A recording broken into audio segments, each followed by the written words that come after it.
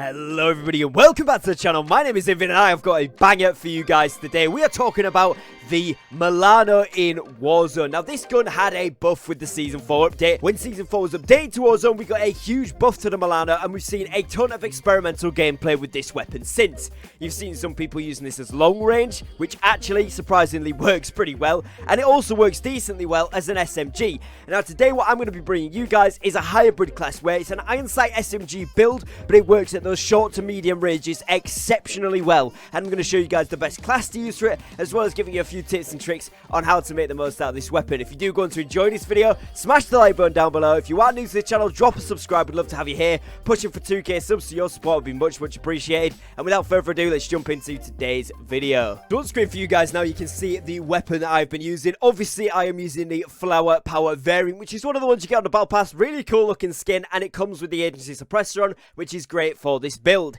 Now obviously the muzzle there then is the agency suppressor. Again, this is because it's a hybrid SMG but more long range SMG build, so that medium range is where it really specializes, and that's because this weapon has a slower rate of fire but with high damage. So putting the agency suppressor on there gives you obviously a little bit of bullet velocity, the most you can get off a suppressor, as well as the most damage range you can get off a suppressor, and a little bit of recoil control as well. And then pairing this with the Ranger barrel, which gives you bullet velocity. Again, with it being a Cold War weapon, you want to max out that bullet velocity, so it's a really nice addition to the gun there. Then put on the Tiger Team Spotlight for that strafing and movement speed, makes it a very quick snappy class.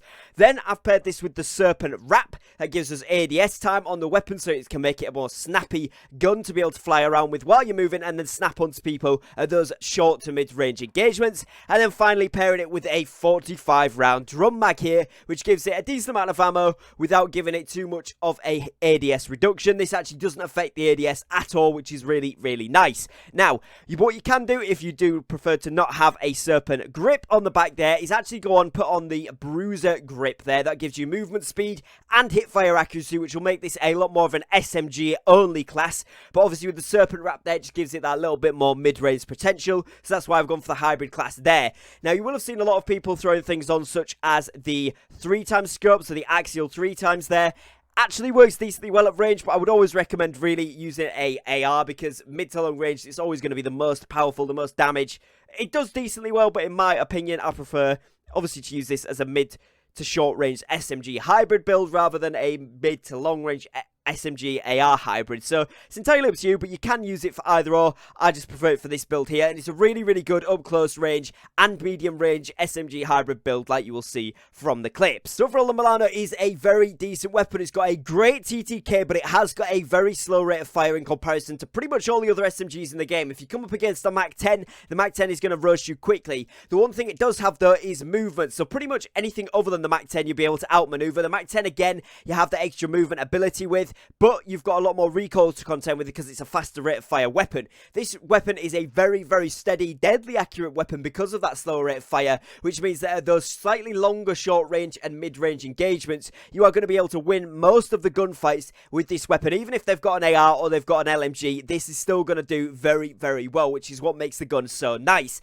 It works exceptionally well as a sniper support. I've been running it with the Krig 6, I've also been running it with the Swiss, and it's done very well with all of those different weapons. So it's definitely a most versatile SMG in the game at the moment. Like I say there, those mid-range engagements is where it really outshines the other SMGs. They're probably only the competitor that it has is maybe the LC10, because that one also does have a bit of mid-range potential, but this one outdoes that by a long way, although it does have a slow rate of fire comparatively, so it depends what you prefer there. TTK overall is very competitive and very similar to most other SMGs because the rate of fire is slower but the damage is up, and it's got a great recoil control, basically no recoil when you control the recoil the tiniest amount, which is really nice, and it does give you a lot of opportunity to hit a lot more consecutive shots because of the slower rate of fire, overall making this weapon pretty good. If you haven't yet used the Milano in Warzone, you've been sleeping on it, then give it a go and let me know what you think down in the comments, because I think this weapon is actually pretty viable and is quickly becoming one of my more used SMGs, along with the Mac 10, the LC10 now. So let me know if it's one of your favorites or not. If you have enjoyed today's video, please do leave a like down below on the videos. It'd be much appreciated. And if you are new to the channel, like I said at the beginning of the video, drop that subscribe, help me reach 2k subs. That'd be much appreciated.